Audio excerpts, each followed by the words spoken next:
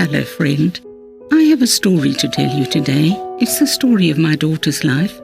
She died of lung cancer at the age of 39, and I have written a book which I think is helpful to us today in the very difficult circumstances in which we live. It brings hope and encouragement and a sense that all is well. I hope you enjoy it.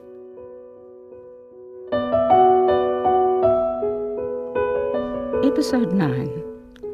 Halfway through 2005, Shirley seems in a better place. She's definitely, very tentatively picking up the pieces of her life. Part of what I had planned to do to recover is a dream holiday in New Zealand. This is so important to me that I feel it's worth doing, even on my own.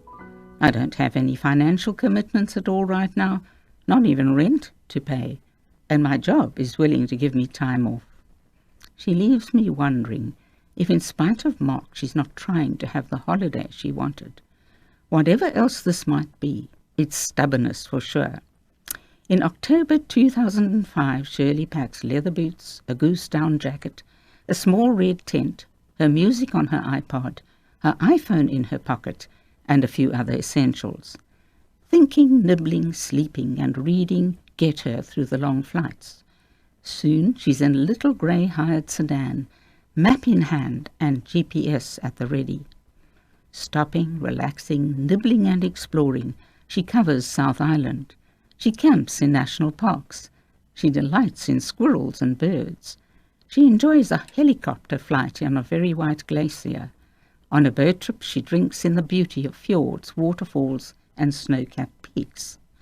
She turns her music up loud as she drives. Some of the time she sings her heart out, but some of the time she cries and cries. She stops to shop and submits to a neat abstract tattoo at the base of her spine, which does at first ache quite a bit. There are moments of stress when all her socks take their time to dry in the back of the car. In another of her coveted emails, she writes about watching South Africa play rugby against, and lose to, New Zealand in Dunedin. She visits Dunedin to watch South Africa play New Zealand. Of her visit to the beach, she says, "While there on the lonely, wind-swept beach, I felt moved to pray for a long time. Nothing dramatic happened, but I thought maybe God was glad to hear from me." Once back in England, Shirley finds a new job, this time as a project manager for an IT firm in Bracknell, west of London, and close to Reading.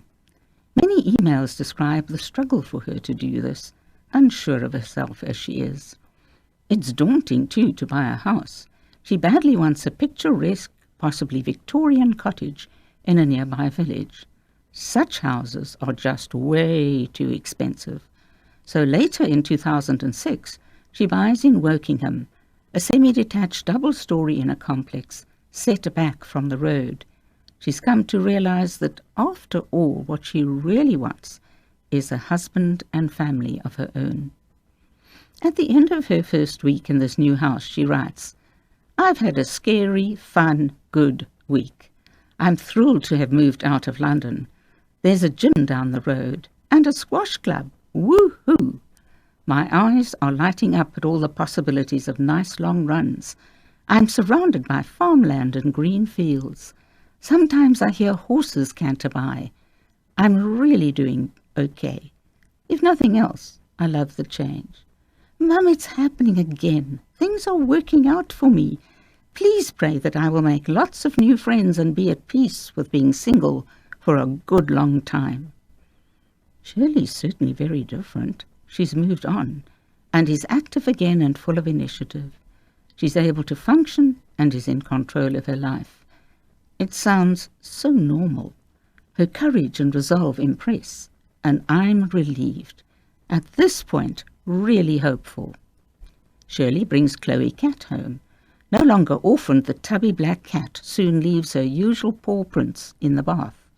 And once again, it's necessary to keep the toilet lid closed. To make the house really her own, Shirley scrapes, strips, paints and varnishes. This is courageous DIY, both amateurish and enthusiastic. While Chloe leaves paw prints in the dust, Shirley seriously speckles her hair and face with white spray from her paint roller. Some months later, the furniture arrives from South Africa. Mark and Shirley have agreed it is Shirley's, and she's delighted. I need to tell you how wonderful it is to have my furniture and things. My house now feels comfortable and homey, a nest, a haven that's all mine. I feel blessed. God is so good. Over time, things change from sunny to a cloying grey. Shirley finds Larry Crabb's book, The Pressure's Off, becomes a constant companion. For a start, he describes her need for a break. Mindless entertainment helps. I turn on the TV. When we tire of effort, we live for relief. That's exactly it, she says. Her diary fills up with quotes. Larry Crabb obviously understands. Shirley sits on the couch, TV tuned into MasterChef, Friends or whatever. Often her fingers search her laptop for something, anything. Absent-mindedly, she strokes whatever cat happens to be within reach. Apart from Chloe Cat, she's got her ex-boyfriend Stuart's 2 cats as well. Sometimes she cradles a glass of red wine, watching the red liquid reflect the soft light, candlelight, that she loves. She's discovered the comfort that wine can bring. Once a month, a large box arrives from the wine club. She admits drinking sometimes does fill the vacuum, but not for long. But it's better than nothing. So every time now circumstances rough her up, she turns to this old friend. Chris, she courageously confides one day, I'm drinking too much. Her special confidant aches for her. So does her counsellor Phyllis, and her pastor. When she tells me, I ache too. That's when she writes in her diary with typical honesty, I've come off the back of a bad week, having had issues at work, drank too much. Shirley also shops to feel better. Often she comes home with a bulging shopping bag hanging from each hand. She plonks them on her bed. Then she eyes her bedroom cupboards. It's going to take a miracle to get all this in there, she tells her close friend. Oh, Katie, she says, eyes sparkling, look what I found. Nick's taking me to the Royal Albert, and now I've got just the thing. Isn't it to die for? Shirley pulls a charcoal-coloured, off-the-shoulder long dress from its packet and holds it against her. The lighter grey trim on the unwinding layers as they flare out makes magic. Wow, Shirls, Katie gasps. That takes one's breath away. I kid you not, you're going to knock 'em sideways with that. Miss Glamorin lays the dress gently on the bed. Giggling and chatting, they go downstairs for a girly chat and catch up over coffee. Much later, Shirley climbs the stairs again. She looks at the pile of clothes on the basket-weave trunk just inside the door. These poor garments have been whining for quite some time to please be put away.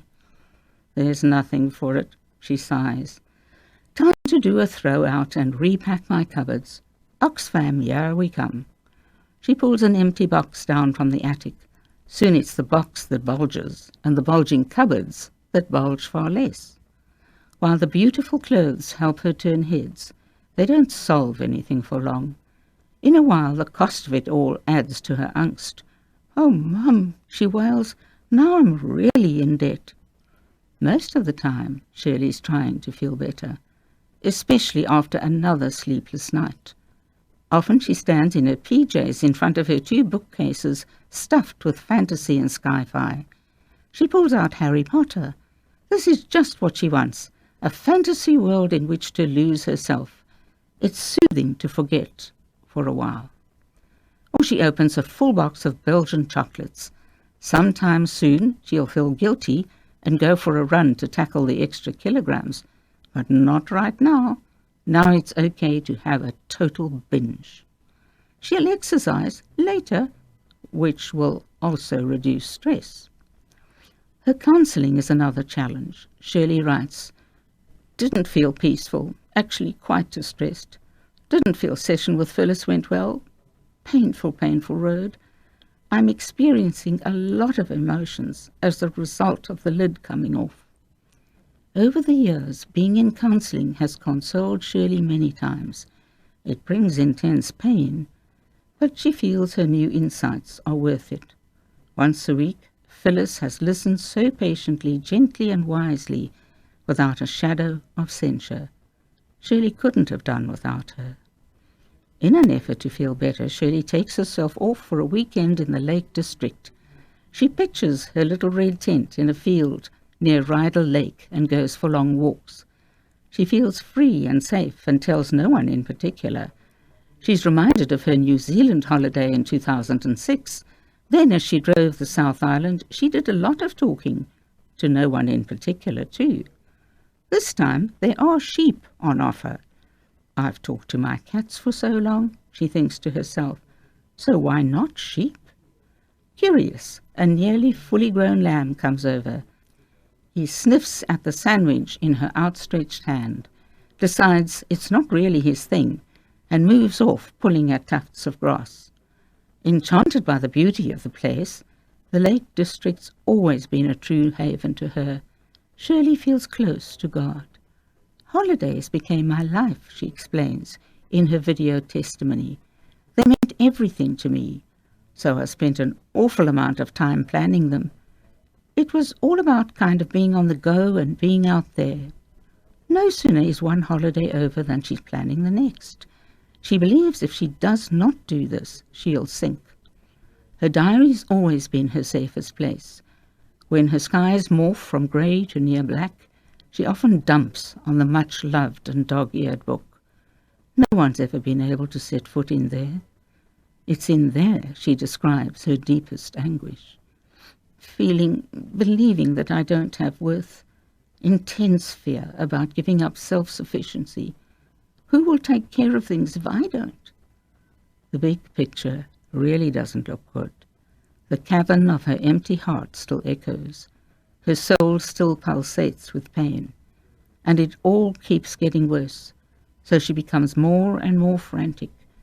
If you asked her at this stage, what colour is life? Her reply would have been, very grey.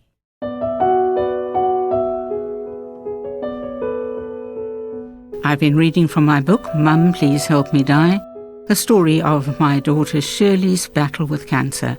If you'd like to get a copy of the book, please contact me. You can do that at the following email address, thai@mumpleasehelpmedie.co.za. I hope you'll be with me again next week. Goodbye.